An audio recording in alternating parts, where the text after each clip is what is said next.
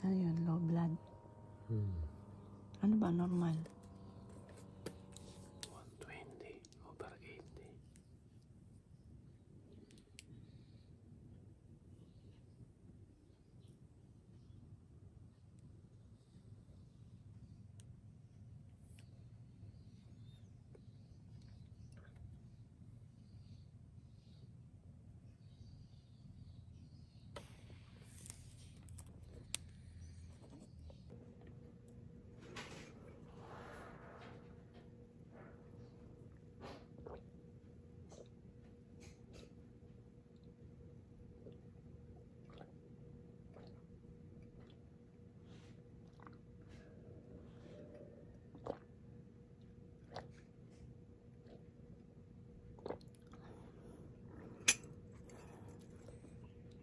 Happy, happy, happy! Yay! Ano nakalagay? From mommy and daddy and ate and kuya. Happy 200 subscriber Justin Pagyo na YouTube channel. Ang likot ni daddy. I love you, anak. Wow! Congratulations! Celebrate na yan, oh. Oh, may champagne. Cheers. Oh, may champagne dyan. Saktong-sakto. Anak, oh, congratulations. Yan ako dito yung mismong channel mo. Yan. Congratulations, anak. Nakakatuwa naman. Patikim mo ano kay Los. Ano ito? Dito ko pwede? Yan. Sarap. Sa tinagal-tagal mga boss, ngayon lang nakakauwit ng cake. Galing na design eh. Sarap. Nakatatlong kuwit na. Oh, last. Teka lang.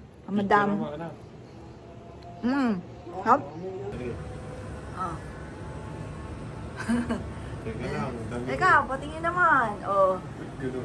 Congratulations.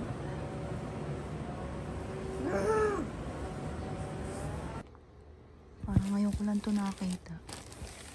Ito, ano ba ito? Nalaglag sa hangiran. Nalaglag yan sa hangiran. Tapos ito. Ito yung hindi na namin siya nagamit. Napili niya po ito mga bossing ko sa SM. Ito daw yung gagamitin niya na bag. Yan, tingnan po natin ha. Kung magkano ito. Wala ditong price. Ito parang bago ito sa paningin ko. Ito nga pala yung binili namin sa SM. Tapos to. Ito yung mga bagong damit. Ito yung mga bago niyang damit na hindi ko. Na hindi na naisuot. Ito yung sa bag. Ayan, tapos ito yung sa Shein. No, hindi niya to naisuot. Tapos ito. Lagayan ng laptop. Tapos to. Yan. Hindi niya rin yan naisuot. Yan sa Shein. Yung mga gamit na hindi pa naisuot.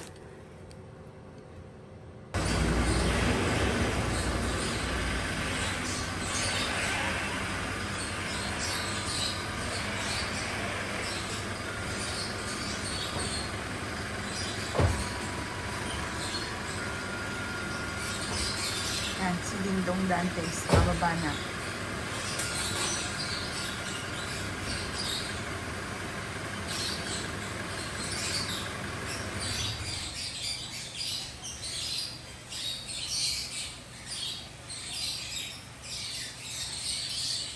Asan?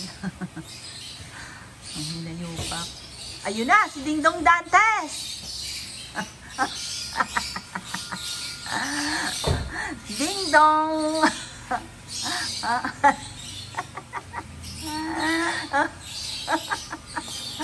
Matanda na sa mayaw eh, oh. Ding-dong!